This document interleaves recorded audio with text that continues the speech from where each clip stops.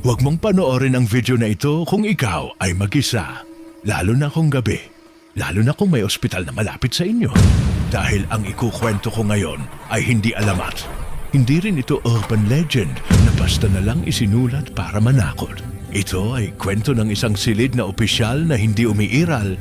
Ngunit hanggang ngayon ay patuloy na kumukuha ng tao. May isang ospital sa isang probinsyang tila kinalimutan na ng panahon. Isang ospital na may dalawang mukha. Sa harap, moderno, maliwanag at maayos. Pero sa likod, may lumang gusali na bihira ng gamitin. Doon nagsisimula ang lahat. Sa lumang pakpak ng ospital, may ikatlong palapag. Tahimik, malamig, at may hallway na masyadong mahaba para sa isang maliit na gusali. Sa dulo ng hallway na iyon, may isang pinto. Hindi ito nilalagyan ng pangalan. Walang karatula, walang chart. Numero lang, Room 313. Ayon sa mga matatagal ng staff, wala raw pasyenteng inilalagay doon. Walang doktor na nagre-round, walang nurse na ina-assign. Pero kung gayon, bakit tuwing 2:00 ng madaling araw, may naririnig na katok? Si Liza Montalban ay 26 na taong gulang. Bagong graduate, bagong pasok sa ospital. At tulad ng karamihan sa mga baguhan, wala pa siyang alam sa mga hindi nakasulat sa orientation. Unang gabi niya sa night shift, inassign siya sa 3rd floor ng lumang pakpak. Tahimik. Walang komplikasyon, sabi ng schedule. Bago siya umakyat, tinawag siya ng head nurse.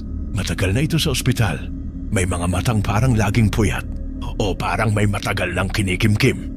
Sinabi lang nito, "Lisa, ano man ang marinig mo mamaya, huwag kang pupunta sa dulo ng hallway." Tinanong niya kung bakit. Hindi siya sinagot. Ngumiti lang ang matandang nurse. Pero hindi umabot sa mata ang ngiti. 11:00 ng gabi nang magsimula ang duty. Tahimik ang ospital. May ilang pasyente. May ilang ilaw na bukas. Pag-akyat ni Lisa sa ikatlong palapag, parang biglang bumaba ang temperatura. Hindi galing sa aircon. Parang mismong hangin ang malamig. Habang naglalakad siya sa hallway, napansin niyang unti-unting nauubos ang mga kwarto. May mga pintong sarado. Walang pangalan. Walang ilaw sa loob. At sa dulo, nandun ang pintong kulay aba. Room 313. Hindi niya alam kung bakit, pero may kakaibang bigat sa dibdib niya habang tinitingnan niyon. Parang may nakatingin pabalik. Bumalik siya sa nurse station at kinuha ang lumang logbook. Isa iyong makapal na aklat na ginagamit pa bago magka-computer system ang ospital. Isa-isa niyang binasa ang entries. Room 301 occupied. Room 302 discharged. Room 303 transferred. Paglipat niya ng pahina, napansin niyang parang may nilaktawan. Walang room 304 hanggang 312. At pagdating sa huling entry, Room 313, walang nakasulat. Bandang 2:00 ng madaling araw, habang sinusulat niya ang vitals ng pasyente, may narinig siyang tunog. Mahina, pero malinaw. Tok, tok, tok. Galing sa dulo ng hallway. Napatingin siya sa orasan. 2:13 a.m. Tumayo siya, huminga ng malalim, at sinabing baka guni-guni lang, pero muling kumatok. Tok, tok. At ngayon, may kasamang boses. Nurse. Mahina. Pause. Parang matagal nang hindi ginagamit ang lalamunan. Tulungan mo ako. Nanlamig ang buong katawan ni Liza. Walang pasyente sa dulo ng hallway. Alam niya iyon. Nasa logbook, pero naroon ang boses. Dahan-dahan siyang lumapit. Bit-bit ang flashlight. Habang papalapit siya sa room 313, napansin niyang tahimik na tahimik ang paligid. Walang ugong ng aircon. Walang tunog ng monitor. Kahit ang orasan sa dingding, parang tumigil. 2:13 pa rin. Hinawakan niya ang doorknob. Malamig. Sobrang lamig. Binuksan niya ang pinto. Sa loob may isang kama, isang kurtina, at isang pasyenteng nakahiga. Nakatalikod sa kanya. Walang IV. Walang monitor. Pero humihinga. Tinawag niya ulit. Hello po? Walang sagot. Lumapit siya at dahan-dahang hinila ang kurtina. At doon niya nakita, wala itong mukha, walang mata, walang ilong, walang bibig. Pero humihinga ito. At kahit wala itong bibig, nagsalita ito, "Huli ka na." Biglang bumagsak ang pinto. Namatay ang ilaw. At sa dilim, may mga bulong. Isa na naman. Hindi siya nakinig. May kasama na tayo. Kinabukasan, hindi na nakita si Liza Montalban. Walang record ng resignation. Walang CCTV footage. Walang paliwanag. Pero sa logbook ng ospital, may bagong entry. 2:14 a.m. Patient admitted. Room 313. Nurse on duty, Liza Montalban. At hanggang ngayon, tuwing 2:00 ng madaling araw, may kumakatok pa rin sa room 313 at may boses na humihingi ng tulong. Kung marinig mo iyon, huwag mong bubuksan ang pinto dahil kapag pumasok ka, ikaw na ang susunod na entry kung gusto mo. At kung iisipin mo na doon na nagtapos ang kwento ni Liza, nagkakamali ka dahil ang pagkawala niya ay hindi wakas. Isa lamang itong simula. Pagkalipas ng 3 araw, nagsimula ang mga kakaibang pangyayari sa ospital. Hindi agad napansin ng karamihan. Mga maliliit na detalye lamang. Mga bagay na madaling ipagwalang bahala kapag pagod ka na at gusto mo na lang umuwi. May mga nurse na nagrereklamo na nawawala ang kanilang ballpen. May mga doktor na nagsasabing may nadadagdag na pasyente sa listahan na hindi naman nila ina-admit. May mga janitor na tumatangging maglinis sa dulo ng 3rd floor kahit bayaran pa sila ng doble.